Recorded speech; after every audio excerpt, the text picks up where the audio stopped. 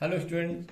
आज का जो हमारा प्रश्न है ये भी बोर्ड परीक्षा के मतलब से है कि मतलब इसका जो एकेडमिक आपके एग्जाम होते हैं, बोर्ड परीक्षा होती हैं, उसके लिए इम्पोर्टेंट था। ये न्यूमेरिकल जो है कुछ बोर्ड्स में आ भी चुका है, जैसे यूपी बोर्ड है, एमपी बोर्ड में है, उनमें ये कई बार पूछा भी जा चुका है। और कुछ न्यूमेरिकल बहुत सरल है, और इस बार जो हमने कई वीडियो बनाए हैं बहुत सब सही न्यूमेरिकल, सरल न्यूमेरिकल्स पे ही बनाए हैं। लेकिन उसका केवल कारण यही है कि बोर्ड एग्जाम की आपके लिए तैयारी करना कि बोर्ड्स में जो है न्यूमेरिकल कैसे आते हैं, और बहुत सरल न्यूमेरिकल रहते हैं। लेकिन स्टूडेंट थोड़ा सा कुछ चीजें नहीं समझ में आती, उस चक्कर में वो गड़बड़ कराते हैं। तो सरल न्यूमेरिकल को भी हमने इस बार पकड़ा है ताकि बोर्ड की आपकी तैयारी बढ़िया हो जाए। तो देखिए न्यूमेरिकल हम लोग स्टार्ट करते हैं, टाइम ज़्यादा वेस्ट नहीं करेंगे। तो देखिए, दो प्रतिरोध दिए हुए हैं, दो रेजिस्टर्स दिए हुए हैं, उनको श्रेणी क्रम में अगर लगाते हैं, ध्यान रखिएगा, अगर श्रेणी क्रम में लगा रहे हैं तो उनका जो रिएल्टेंट प्रतिरोध रिएल्टेंट रेजिस्टेंस जो आ रहा है वो 25 ओम का है। ठीक है, ध्यान रखिएगा। दो रेजिस्टर्स हैं, उनको हम सीरीज में लगा रहे हैं, तो हमारा इक्विवेलेंट रेजिस्टेंस जो आ रहा है वो कितना आ रहा है, 25 ओम का आ रहा है। उन्हीं रेजिस्टर्स को अगर हम पैरेलल में लगा देते हैं, समांतर क्रम में अगर ला देते हैं, जोड़ देते हैं, तो इक्विवेलेंट रेजिस्टेंस कितना आ रहा है, 4 ओम। ठीक है, सीरीज में लगाने पे, उन दो को लगाने पे 25 ओम आ रहा है, और सिर्फ समांतर पैरेलल में लगाने पे जो है कितना आ रहा है, 4 ओम का आ रहा है। अब ये पूछा है कि दोनों प्रतिरोध आखिर वो हैं किस किस वैल्यू के, ये आपको कैलकुलेट करना है। इसमें बस बहुत छोटी सी हिंट है, एक तरीके से आप क्लू कर सकते हैं उसको, वो आपने समीकरण बना ली तो समझ लीजिए बाकी आपके लिए आसान हो जाएगा। जिन स्टूडेंट्स को लग रहा है कि न्यूमेरिकल अब सॉल्व कर सकते हैं, आंसर हमने उनके लिए दे रखा है, सॉल्व करिए अपने आप और आंसर चेक करिए, आ रहा है तो आपके लिए बहुत बढ़िया, यानी आपकी तैयारी आपकी ठीक चल रही है, बढ़िया चल रही है। और अगर आपका आंसर नहीं आ रहा है, नहीं कैलकुलेट कर पा रहे हैं, तब आप हमारे साथ यहाँ पे वीडियो को पूरा देखिए और देखिए आपसे गलती क्या हो रही है, क्या आप चीज मिस कर रहे हैं, क्या चीज आपको नहीं समझ में आ रही थी, क्यों नहीं न्यूमेरिकल लग रहा था, इसको जो है समझने की कोशिश करिए। ठीक है, तो हम लोग न्यूमेरिकल स्टार्ट करते हैं। जो न्यूमेरिकल हमारा है वो इस प्रकार से है कि न्यूमेरिकल हो गया है। सोल्यूशन क्या करेंगे, देखिए, तो दो कंडीशंस इसमें दी हुई है। तो कह रहा है प्रथम स्थिति, जो प्रथम स्थिति दी हुई है वो क्या दी है, प्रथम स्थिति में या प्रथम कंडीशन कह सकते हो, वो क्या दिया हुआ है कि सीरीज में लगे हुए हैं, श्रेणी क्रम में। ठीक, तो बल्कि हम यहाँ पे कहेंगे कि पहले हम प्रतिरोध लिख लेते हैं। माना प्रतिरोध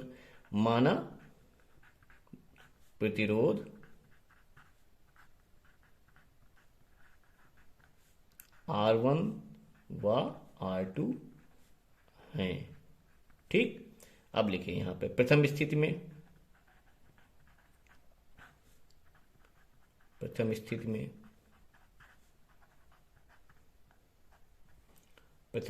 क्या है, श्रेणी क्रम में जुड़े हुए हैं। श्रेणी क्रम क्या, हमको मालूम है कि जो तुल्य प्रतिरोध होता है, तुल्य प्रतिरोध का जो सूत्र होता है वो होता है R1 प्लस R2।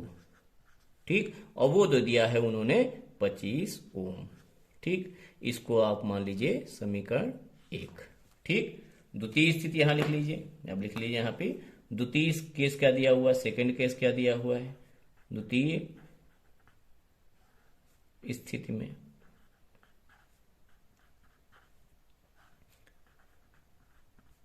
समांतर क्रम का दे दिया है ना, पैरेलल का।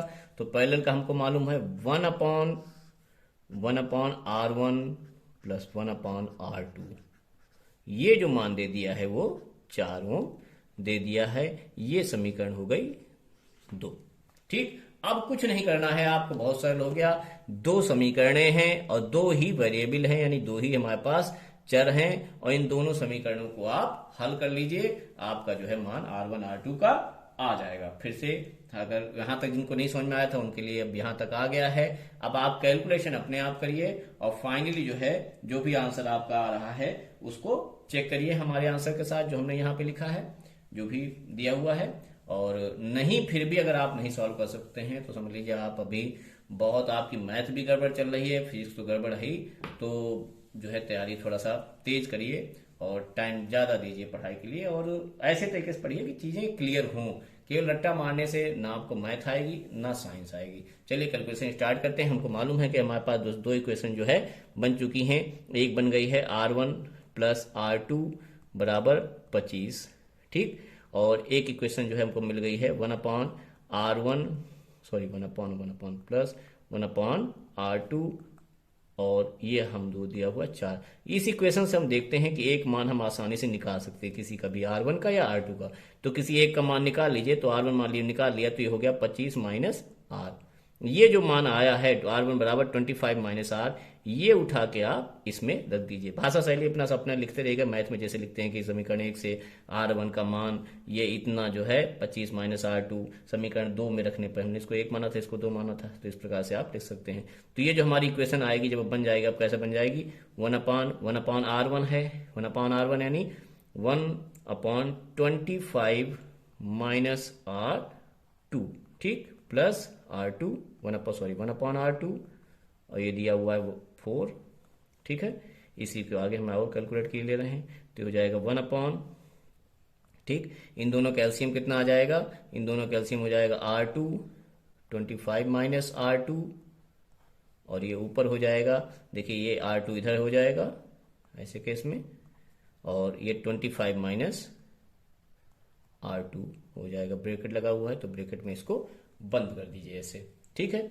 और हमारे पास फिर से क्या के देखिए आएगा, ये फिर से अब देखिए पूरा एक जो है एक साथ आ गया, पूरा न्यूमरेटर डिनोमिनेटर हमारे अलग अलग पर डिसाइड हो गए। तो ये जो हर का हर है तो ये हो जाएगा अंश, तो ये हो जाएगा R2 और 25 माइनस R2, ठीक, और अपॉन ये R2 प्लस का साइन अब खोल लीजिए, ब्रैकेट खोल लीजिए, 25 माइनस R2, और ये बराबर 4। यहाँ देखेंगे प्लस माइनस दोनों R2 बराबर है तो ये कैंसिल हो जाएंगे, और इसको हम देखेंगे तो R2 का जब मल्टीप्लाई अंदर करेंगे तो हमको मिलेगा 25 इंटू R2 यानी 25 R2, और ये हो जाएगा minus plus minus minus R2 square, और ये 25 जो है उधर अगर आपको ले जाएंगे, ये अकेला बचा यहाँ पे 25, तो ये हो जाएगा 25 उधर जाने बाद हो जाएगा 100, ठीक है। देखिए यहाँ तक इक्वेशन को देख लीजिए, कैलकुलेशन कैसे किया है इसको देखिए, अपना हिसाब से समझिए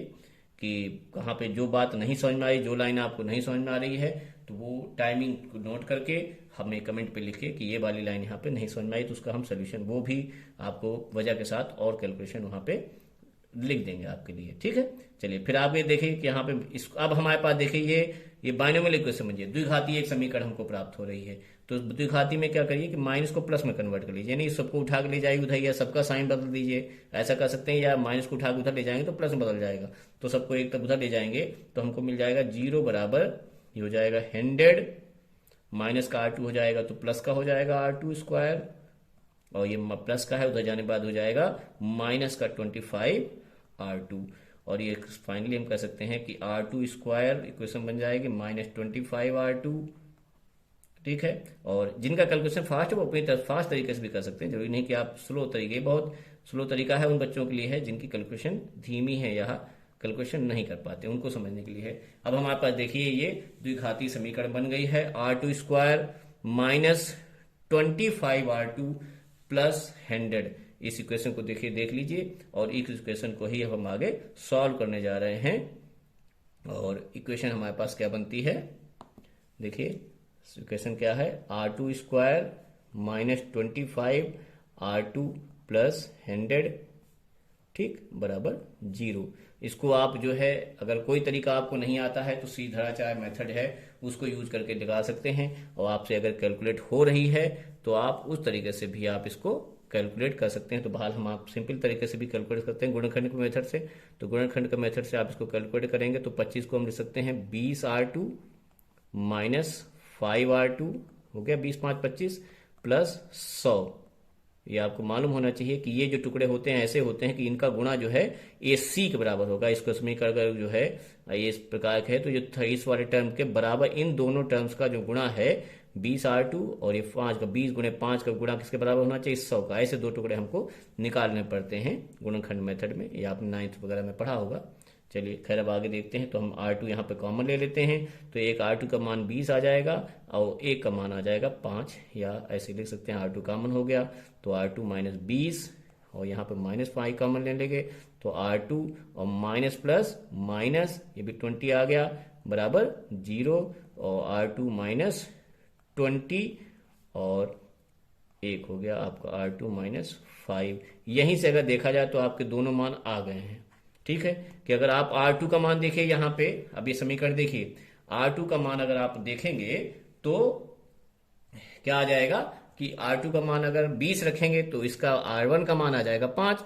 R2 का मान अगर 5 रखेंगे तो R1 का मान आ जाएगा 20। तो इसलिए हम कह सकते हैं कि दोनों प्रतिरोध क्या हो जाएंगे, दोनों प्रतिरोध कैसे हो जाएंगे, तो हम लिखेंगे यहाँ पे बात लिख सकते हैं, दोनों समीकरणों को हल करने पर, दोनों समीकरणों को